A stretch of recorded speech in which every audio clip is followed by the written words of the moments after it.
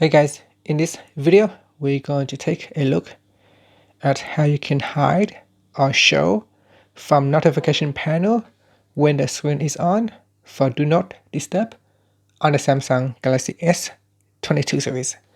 First, tap on the home button to go back to the home screen, and on the home screen swipe down at the top and tap on the settings icon.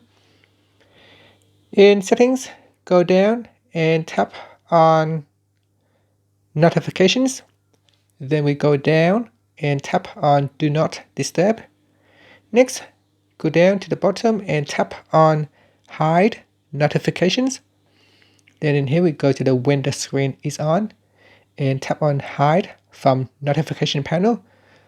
So tap on the switch to turn it on or off, and that's it. So tapping on the toggle button allow you to turn it on or turn it off. And in here you can see if I turn it off, if I swipe down, I can see the notification, and if I switch it on, it will hide from the notification panel. And that's it.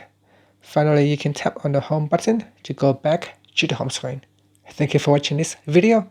Please subscribe to my channel for more videos.